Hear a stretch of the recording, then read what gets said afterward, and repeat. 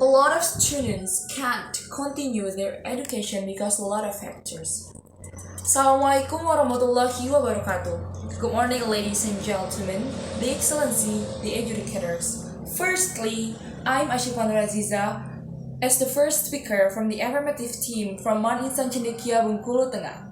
I'm so grateful and I'm happy today because I can bring this motion, and our motion is about this house believes that scholarship should only be granted on the basis of financial necessity.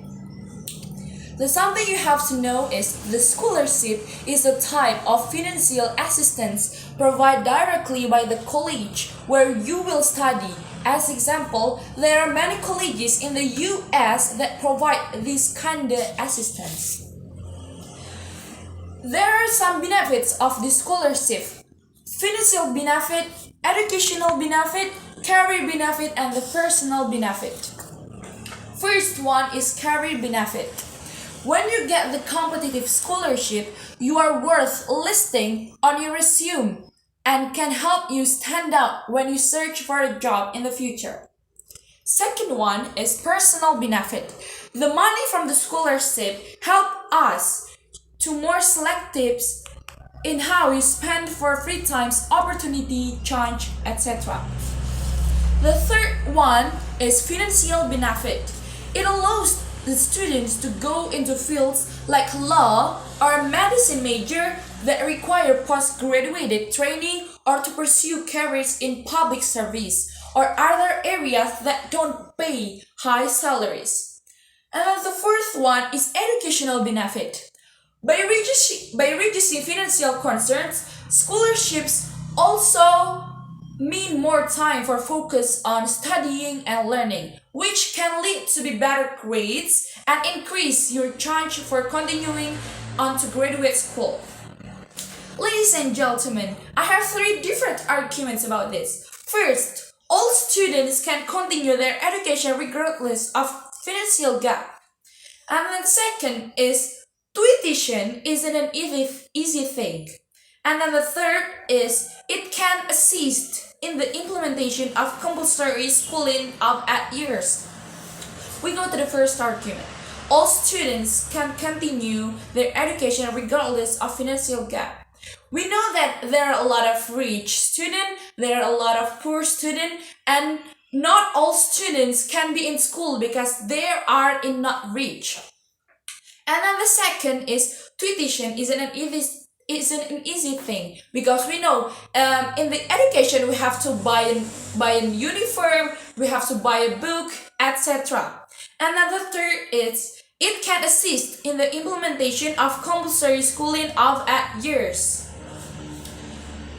We know that Indonesia want the students to have a school minimized 12 years at the high school. Alright, we go to the education point of view and the academic point of view. So I have 2 points of view.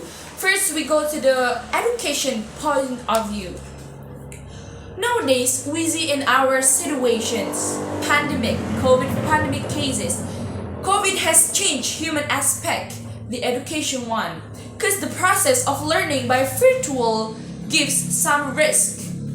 First, learning loss. Second, not focus on the subject.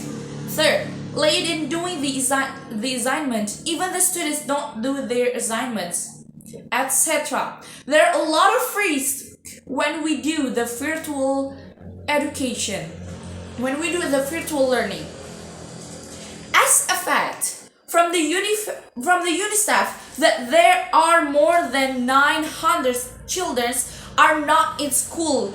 Even 75% children can't continue their education. It's in education point of view. And then we go to the academic point of view. We're talking about our country, Indonesia. The number of children aged 7 until 12 years old in Indonesia who are at school is more than 1 million children. And for the age category of 13 until 15 years old in 34 provinces, in whole of Indonesia, is more than 900,000 of children, while age 16 until 18 years old in high school grades, there are 2 million children who are not in school. So overall, the number of Indonesian children who are not in school reaches more than 4 until 5 million children. There are some factors about this. These factors are: first, they don't have enough money for pay the tuition. Even more, even they receive the help from the government or from the school, they just receive a little bit of these. So they say they don't have enough money for pay the tuition. Second one is they don't have a birth certificate and no one care about this, including their parents. The third one is they are just looking up for work. As example, we are talking about our country in Indonesia. There are a lot of children who don't go to school but they're going for work. We talk about these factors. First, they don't have enough money for paying the tuition. Like we talked about before, not all of students are coming from the rich people. So they don't have enough money for paying the tuition, like for paying the uniform, for paying the book.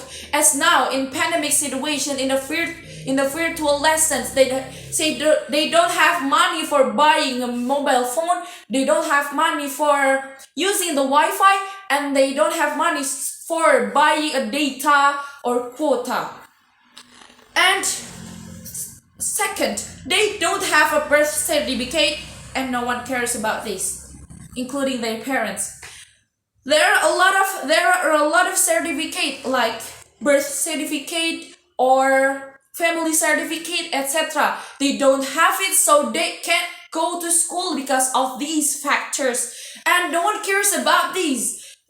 Their parents, they don't care about this, so they just stay at home and no one education in school because of these.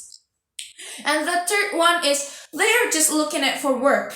As example, is in Indonesia there are a lot of children that when we go to some place or we go to restaurant or etc., we can find easily the children who are working in. Why? Because they are not in school, because they don't have money, so they're looking for work. Maybe they're thinking that it's the education isn't important, because the education brings us to use the money, bring us to have a money, so I can just go work, so I have money. So there are 3 factors of the academic point of view in this situation. So, ladies and gentlemen, I have included that in the academic point of view and education point of view, and then more than the factors, etc. I support this motion. I support the scholarship should only be graded on the basis of financial necessity for minimize the risk and in education, etc. Well, last but not least, I'm Nurazizah. Thank you for your attention. Wassalamualaikum warahmatullahi wabarakatuh.